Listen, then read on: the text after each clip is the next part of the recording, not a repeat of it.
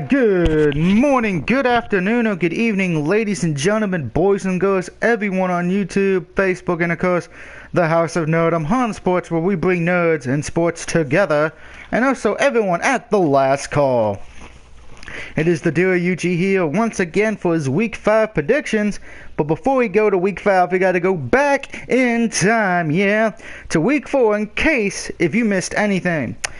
So Week 4 started off with the Bengals and Dolphins, and the Bengals pretty soundly beat the Dolphins, and unfortunately proving once again that Thursday night games are not really a fair advantage, as the road team has only won one game this year on Thursday night, and that was, of course, the Jets. Then the Colts traveled to London to face the Jaguars, and the Jaguars got their first win of the year. Maybe they should start calling themselves the London Jaguars. The Houston Texans, without J.J. Watt for the first time, won, beating the Tennessee Titans in a pretty good matchup. We'll have to see if this defense of the Houston Texans can continue that streak. The Redskins got past the Browns pretty easily, and by the way, thanks to somebody in the Han Sports sharing this, the Browns t-shirts are now as low as $1.99. Yeah. So if anybody's ever asked how much does shit cost, it's $2. The Seahawks easily destroy the Jets. The Jets offense throwing more interceptions again. The Patriots, and what was the biggest shocker of the week, lose to the Bills. I know a lot of Patriots fans would say, "Oh, they didn't beat us at our best." What's that old saying? A win is a win. A win is a win. That's all that matters. And the Bills will be enjoying this. Hopefully, they don't enjoy it too much, because it could cost them. The Panthers proven that they have the Super Bowl blues as they lose once again, this time to Atlanta. Cam Newton got a concussion. We'll have to see how that is. We'll get to that later. The Ravens lose their first game of the year to the surprising 3-1 Oakland Raiders. The Lions lose to the Chicago Bears, giving the Bears their first one of the year. The Broncos beat the Buccaneers, but they lose their starting quarterback. How long will he be out is the question. The Cardinals get beat by the surprising 3-1 Rams, which that's surprising to me. The Saints, after looking like they were going to be mathematically losing that game, somehow, someway come back and beat San Diego to get their first win of the year. My Cowboys, after letting the 49ers score 14 points, come back and win the game. The Steelers showed that their loss against the Eagles may have been a fluke as they utterly destroyed the Chiefs, and I mean utterly destroyed them. And then, of course, last night, the Vikings defense got into Odell Beckham Jr.'s head and beat the Giants. So, I went 9-6 in Week 4, and for the season, I am 32-31. So, yay me for that. And now, time to get to what I was going to do next, the shout-outs. Get some shout-outs for everybody today. Of course, the first one is to Timothy G of YouTube. He's been commenting a lot of my videos from my picked videos, so shout out to you. Thank you for commenting. Can't wait to see who you have picked for this week. Of course, Captain Run and The Last Call, shout out to them as well, as they like to put up with my insanity. Of course, my tag team partner in the Resident Evil Let's Plays, Brad. And of course, Mr. Jones, well, Mr. Jones, you know how I feel about you right now. F you for making that fantasy matchup on Face Off Generations, and you know which one I'm talking about. You know which one. Shout out to my buddy Brandon, who jumped ship from the Giants to the Broncos. Mr. Turner and Travis Smith, two Saints fans who I said at this, because I was hating the Saints when they were losing. I said if they made the comeback, I'll give them a shout out in my next video. Well, here you go. As far as for you, Turner, there is no way I'm going to try to pronounce your first name because I know I would screw it up. So not going to do it. Of course, another shout out to my boy Andrew, a.k.a. the Ghost of Test, Ashley Clark, and Ann. Shout out to Justin Baker on High Class Wrestling, which will probably be starting on their new season in the upcoming weeks with 2K17 coming out. Mr. Rashad, a shout out to him as well. His Titans are doing average. A shout out to two people from my high school days, Mr. Lomax, a history teacher. You know, I don't think I was ever in one of your classes, but we got along great. And Kendall, who are both Redskin fans. You guys did luckily beat Cleveland, so no anger from me this week. And of course, a shout out to my buddy, Mr. Dave Goodrich, who I'm sure he's upset the Niners are lost. I'm sure he's hating that right now. Time to get to some notes and some other things for Week 5. Of course, the Broncos and Vikings are 4-0. The last time the Vikings went 4-0 after doing my research was when Brett Favre played for them and they actually made it to the NFC Championship game. So could that happen again? If it does, the Eagles actually win in that department as well because, as many of you know, the Vikings traded to get Sam Bradford because of Teddy Bridgewater's injury. So hip hip hooray for that. But depending how well the Vikings do, will decide what they get. Of course, I'm bringing it up on my phone right now. If the Vikings reach the NFC Championship game this season, the conditional 4th round pick to Philly in 28 becomes a 3rd round pick. If the Vikings win the Super Bowl, it becomes a 2nd round pick.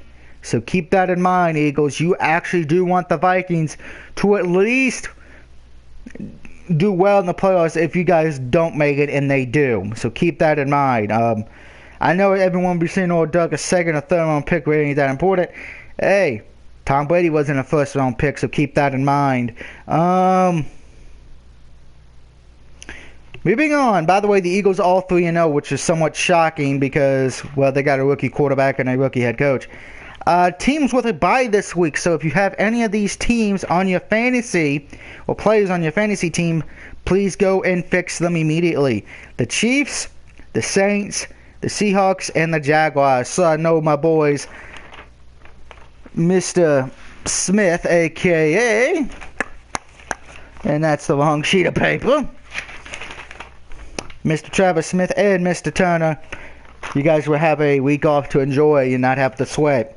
The 49ers, Broman, if I'm pronouncing that correctly, is out for the season with a torn left Achilles. Sorry, David. Looks like your defense took a big hit. Of course, Monday night, Cam Newton may not play. As many of you know, he's in the concussion protocol. So it's going to be interesting to see if he plays or not. You'll have to keep tuned on that if you have him in fantasy or if you have not made your pick yet. And of course, the Broncos quarterback from Northwestern, he may not play. The injury is not as bad as it looked. It was to his non-throwing shoulder, so he could still play. Granted, you know, you may want to rest him up as well because last thing you want to do is put him out there too early and he gets hurt worse. So it's that kind of yin and yang question. Do you play him or do you let him rest and get better? It's going to be interesting to see what they do there. Now, of course, the last thing, looks like it was, and it got announced yesterday, this past weekend, and not a lot of people talked about it. The Cowboys announced that they would most likely be putting Tony Romo back in Week 8 against Philadelphia. And I'm going to say this. No disrespect to Tony Romo here, but Prescott has been playing great football. He's been playing mistake-free football. What do we want because of that? He hasn't thrown a pick, hasn't fumbled. I don't believe you should put Romo back in just because he's the veteran and the number one quarterback. If it is working with Prescott, and we're still in the playoff race by the time we get to Week 8 against the Eagles, we do not do it. We leave Prescott in. All right? Trust me, it will work better. The team actually looks better with Prescott in there. At least in my opinion, it does anyway. I'm sure in other people's opinions, it may not. But that's either near nor there. Alright, now let's get to the picks. In the first game, it is Thursday night. The Cardinals take on the 49ers. And this one's a hard one because both teams kind of suck right now. The 49ers, which I don't think surprised anyone because look who their starting quarterback is. Chip Kelly has not been able to figure everything out since beating the Rams. Keep that in mind. The Niners shut out the Rams in that Monday night game. Since then, they have been going down faster than the Titanic. And of course, the Cardinals, who a team a lot of people had in the Super Bowl, or at least making the playoffs, has not done that. So this is kind of a hard pick, kind of a toss-up to me. You can't go wrong, really. You can't go right either just because of how bad both these teams have performed. I'm going to take Arizona here. You know, I did just say home teams have won most of the Thursday night games this year, excluding one of them. I think the Cardinals will win this game. I just feel like their better receiving core will step up. This should be the game their defense should hopefully step up, but we shall see. Next, my lock of the week, Tom Brady and his return. Instead of returning at home, though, he's got to return in Cleveland, Ohio. Cleveland does rock, but it would not be for this reason. The Patriots should easily win this game. This is my lock of the week. If you have any Patriots players, this would be the game to put them in. Tom Brady's going to be playing again. I don't think he's going to have any rust for this game. So if you have Brady, if you have all of them, put them in there. You can't go wrong with this week in fantasy. So Patriots win. Cleveland will be going 0-5 and probably going to be drafting another quarterback, it looks like. Next, the undefeated Eagles travel to Detroit, and this is one of the 3 trap games that feature the undefeated teams. I'm taking the Eagles here because, you know, they're just coming off the bye week. They've been looking impressive. The Lions have kind of been lukewarm at best, and I think that's because of the fact of they lost Megatron retired. I think that really hurt them. So Eagles should win this game. Would I be shocked if they lost? No, because it is a trap game. Lions could win this one for whatever reason, insanity-wise, I guess. But I'm taking the Eagles. I'm taking the safe bet here. Moving on to another game that was a hard pick because of the fact of how the teams played. The Chicago Bears take on the Colts. Colts are traveling back from London to go back home. As much as I like Andrew Luck, he's one of my favorite quarterbacks who's not on my Cowboys. I've liked him since college. I unfortunately cannot pick him this week. I am taking Chicago here in somewhat of an upset, but it's not my main one. I just feel like the Bears maybe have finally turned around, maybe realized, hey, we can still do something. At least maybe get a wild card spot. Maybe, I don't know. I don't think it's going to happen. But both teams here need a win. Whoever wins this game keeps their hope alive. I feel like whoever loses probably won't win their division and may miss out on a wild card spot. So this is a definition of do or die. Moving on. It is the Titans taking on the Dolphins, and I'm probably going to shock one of my buddies who's a Titans fan here, as I am taking the Titans to win on the road. Yes, well, Miami got a lot of rest. There's no doubt on that. Miami got rest. But I still don't trust them, and I trust the Titans a little more with their running game. So unless the Dolphins can stop their running game, I don't see the Dolphins winning this matchup. Now, don't get me wrong. Miami has looked impressive. They have been close in a lot of their games. But I just feel like they're missing something, and maybe it's elite leadership. At least to me, that's what it looks like. I don't know. I'm sure one of my Dolphins fans will answer that question, or somebody will in the comments. But I'm taking the Titans here. Should be a decent matchup for Week 1. Moving on, it is the rivalry game. The Redskins take on the Ravens. I'm taking Baltimore here, guys. Well, yes, Baltimore's run game has been nowhere to be found. I still trust them and their kicker over the Redskins. Well, yes, the Redskins have won 2 games, so it's not impossible for them to win. But if you take a look at who they beat a Giants team who now looks like they're DOAing on themselves, and a Cleveland team who sucks. Granted, the Ravens win list ain't that impressive either, as it's, you know, a bunch of teams who most likely have no business being in the hunt. Maybe the Bills, but that's about it. Ravens, I think they're going to have to worry about the Redskins' defense a bit, but it should be a good matchup. Probably the best, or second best, I should say, early game match, because the best one is the Texans at Vikings. Now, originally, I was probably going to pick the Texans here because of JJ, Mr. Dynamite, but because he is out, I'm taking the Vikings here on this one. I'm Vikings at home once again, and their defense is just that damn good. Their defense makes me think of some of those great defenses of yesteryear that won championships, like the '85 Bears come to mind. So Vikings should win this one. Note, this is the second trap game. Probably of the 3 trap games, this could be the one that actually comes to fruition, because the Texans have not looked bad. They're 3-1. But it's going to be the question, can their defense step up big in this situation? Because their defense is going to have to hang and stop the Vikings to give their team a chance. So it will be interesting. But I think the Vikings win this game. Moving on, the Jets take on the Steelers. I'm taking Pittsburgh here once again, guys. I think the Steelers have finally found their mojo once again after looking like a bunch of high school players in week 3. Jets, I really regret saying you were going to be a playoff team right now because I had you in the playoffs, and right now I feel like an idiot for that. So, yeah, go Steelers. Woo!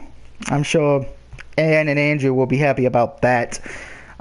Moving on, the third and final trap game, which starts at 4:05. The Atlanta Falcons travel to Denver to take on the Broncos.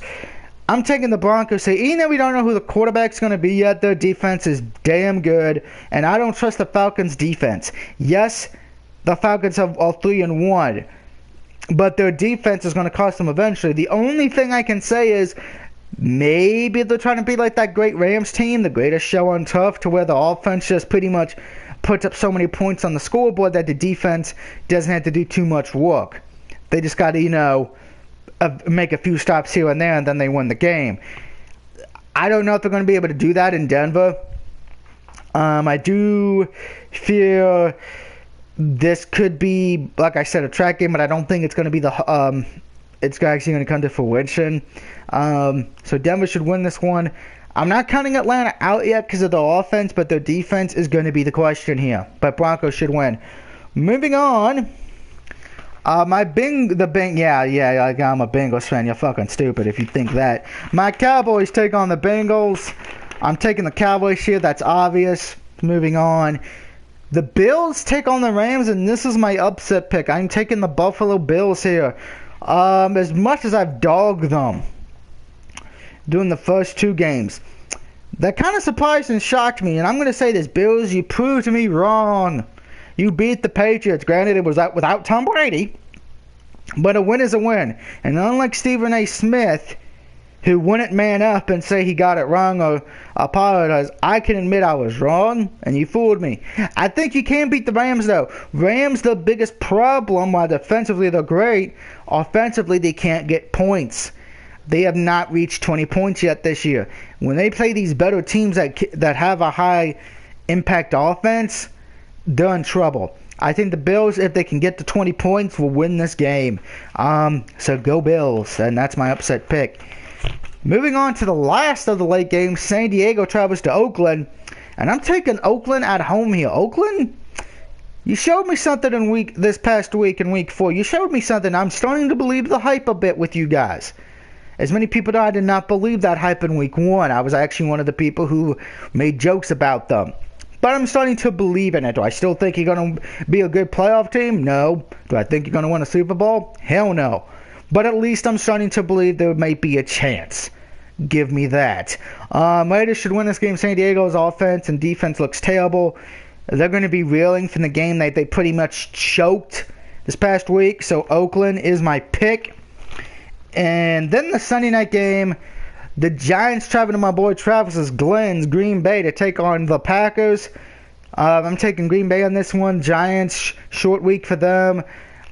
Offensively and defensively, they look like a chicken with their head cut off. This should be a very easy win for Green Bay if they can get in Odell Beckham Jr.'s head. That's been his biggest problem this year. The defenses have been getting in his head and messing with him. Nothing, he's an emotional guy, nothing wrong with that, but he's got to know when to turn that switch on and off so the opponents don't get into his head. I think Green Bay wins this game now. And then, of course, the Monday night game, which was the hardest pick for me this year. Tampa Bay versus Carolina. Tampa Bay has looked terrible, but the Panthers look like they got the Super Bowl blues because since losing that game, they've been terrible. Cam Newton may not be playing because of the concussion protocol, so you have to keep an eye on that. Defensively, they have looked terrible. Now, of course, the Panthers did look good in the game against Atlanta when Cam Newton got hurt. They almost made a decent comeback, but it didn't work. Buccaneers, excluding the one win they have looked terrible. So this is just a very hard pick. I think the hardest pick I've had, like I said. And I'm taking, I don't feel confident with it. I don't, and I'm being honest. I don't feel confident with it. I am taking Tampa Bay on the road to beat Carolina. Carolina has just not played like a playoff team. I'm sorry, they have not shown up to me. And I've been picking, if you go back and look at my other videos, I've been picking Carolina in almost every game, if not every game. So this is the first time I'm differing from that. Defensively, this is probably going to be the worst Monday night game we see, I have a feeling. The worst one we see. Just because of how bad both teams are right now. By the way, question of the video before I go over my picks one more time. Of the 3 undefeated teams we have left, Minnesota, Philadelphia, and Denver, which team, if any of them, gets their first loss this week? Which team do you feel has the biggest chance of that happening? I feel the Vikings had the best chance of losing out of the 3 if it happens. But I still have them picked to win. But just hopefully, if you answer the question, and if you're right, if one of them does lose this week, you get a shout out next week. So my picks are the Cardinals, Patriots, Eagles, the Bears, the Titans, Ravens, Vikings, Steelers, Broncos, the Bills, Cowboys, Raiders, Packers, and the Buccaneers getting a win in this week. Let me know what you think. Let me know who you have in the games this week. And until next time, this is the DOUG signing off, saying thank you for watching. Have a great day, a great week, and good luck to your teams in Week 5 of the NFL season. Woo! I'm hooked on a feeling.